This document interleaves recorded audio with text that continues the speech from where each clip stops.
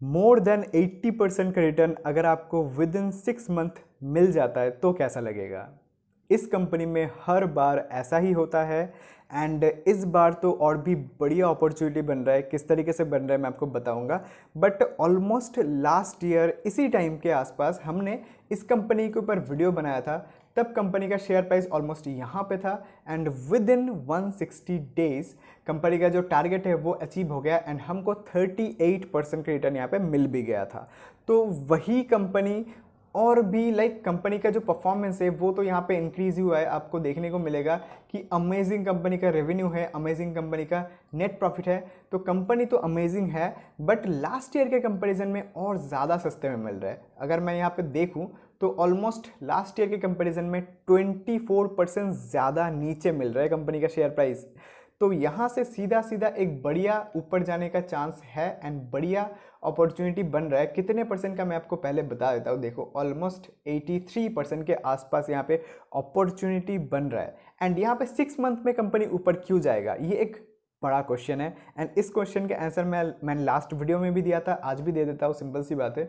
देखो जो ईयर का सेकेंड हाफ होता है, लास्ट हाफ होता है, उस टाइम पे वेडिंग सीजन होता है एंड वेडिंग सीजन में कंपनी का परफॉर्मेंस इंक्रीज होता है एंड तब जाके कंपनी का जो शेयर प्राइस है वो बढ़िया परफॉर्म करता है, जो कि आपको हमेशा देखने को मिलेगा कि कंपनी का जो लास्ट हाफ है तो वहाँ पे कंपनी का जो शेयर प्राइस है वो ऊपर जाता है एंड यही चीज़ आपको लास्ट ईयर भी देखने को मिलेगा एंड यही चीज़ इस साल भी आप एक्सपेक्ट कर सकते हो, राइट। एंड एक चीज़ सोचो कि अगर 83% रिटर्न 6 महीने में नहीं, चलो 1 साल में भी अचीव हो जाए, 1.5 साल में भी अचीव हो जाए, it is like amazing returns, है ना।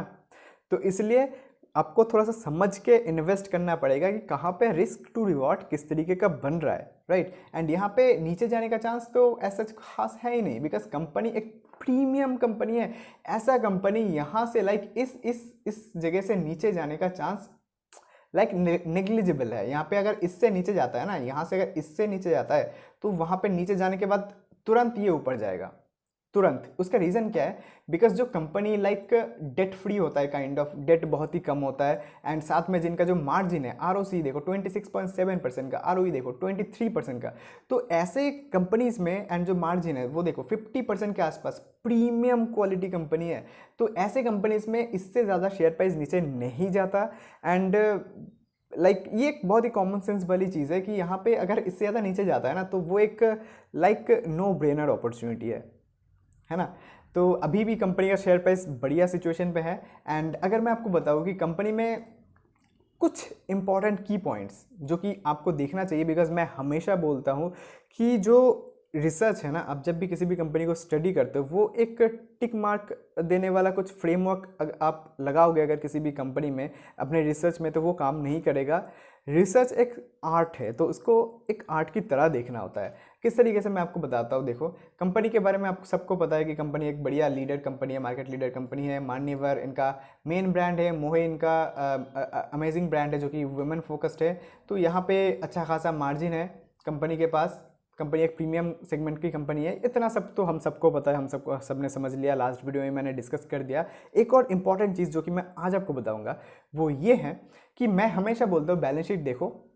बैलेंस शीट में ज़्यादा कुछ देखने के लिए होता नहीं है। अगर आप देखोगे कंपनी का जो रिजर्व है वो इंक्रीज़ हो रहा है, बोरिंग जो है कंट्रोल है एंड साथ में कंपनी अगर एक्सपेंशन कर रहा है तो और बढ़िया एंड अगर कंपनी के पास कैश इन हैंड है अच्छा खासा तो और बढ़िया। तो यही सभी चीज़ें, कुछ 2-4 चीज़ें आपको देखना होता है, बट कुछ कंपनी में कुछ अलग चीज़ें भी आपको देखना होता है, बिकॉज ऑफकोर्स ये एक आर्ट है, राइट। तो वो इंपॉर्टेंट चीज़ क्या है कि यहाँ पे ऐसे कंपनीज में आपको ट्रेड रिसीवेबल देखना होता है। सपोज कंपनी का जो रेवेन्यू है वो इंक्रीज नहीं हो रहा, ध्यान से सुनना। सपोज कंपनी का जो रेवेन्यू है वो इंक्रीज नहीं हो रहा एंड अपना जो रेवेन्यू है वो ज़्यादा दिखाने के लिए कंपनी क्या कर सकता है, कंपनी अपने जो आउटलेट्स है, अपने जो स्टोर्स है वहाँ पे मे बी जानबूझ के ज़्यादा जो अपने प्रोडक्ट्स है वो पुश करना स्टार्ट कर सकते हैं एंड उसकी वजह से क्या होगा, वन टाइम कंपनी का जो रेवेन्यू है वो ज़्यादा तो आ जाएगा बट कंपनी का उधर से सेल्स नहीं आ रहा, ठीक है। एक्चुअली में कंपनी का जो प्रोडक्ट है वो बेचा नहीं जा रहा ज़्यादा, बट कंपनी ने अपने आउटलेट में ज़्यादा प्रोडक्ट पुश कर दिया, तो इसकी वजह से क्या होगा, कंपनी का रेवेन्यू में तो ज़्यादा दिखेगा, बट एक्चुअली में कंपनी का जो ट्रेड रिसीवेबल है वो इंक्रीज़ हो जाएगा। एंड अगर किसी रीज़न से कंपनी का ट्रेड रिसीवेबल सिग्निफिकेंटली इंक्रीज़ होता है, सिग्निफिकेंटली लाइक यहाँ पे बहुत ज़्यादा सिग्निफिकेंट इंक्रीज आपको देखने को नहीं मिलेगा year on year, base company grow हो रहा है तो इतना चलता है, बट अगर सिग्निफिकेंटली आपको इंक्रीमेंट देखने को मिलता है तो उस केस में आपको समझना पड़ेगा कहीं ना कहीं कुछ झोल है। तो इसीलिए आपको हमेशा ट्रेड रिसीवेबल देखने की ज़रूरत नहीं होती, बट कभी कभी ऐसे टाइप की कंपनीज में ट्रेड रिसीवेबल देखना अच्छा होता है अपने सेफ्टी के लिए। बट ये कंपनी हमको बढ़िया लग रहा है एंड यहाँ पे अपॉर्चुनिटी भी बढ़िया है। लास्ट क्वार्टर का अगर आप रिजल्ट देखोगे तब भी यहाँ पे रेवेन्यू अच्छा खासा है and as usual December quarter में हाईएस्ट एवर रेवेन्यू आता है एंड तब तक कंपनी का जो शेयर प्राइस है वो ऊपर भी पहुंच जाता है। तो सेम तरीके से इस बार भी हम एक्सपेक्ट कर सकते हैं कि 80% का रिटर्न तो हमको मिल ही जाएगा बहुत इजीली।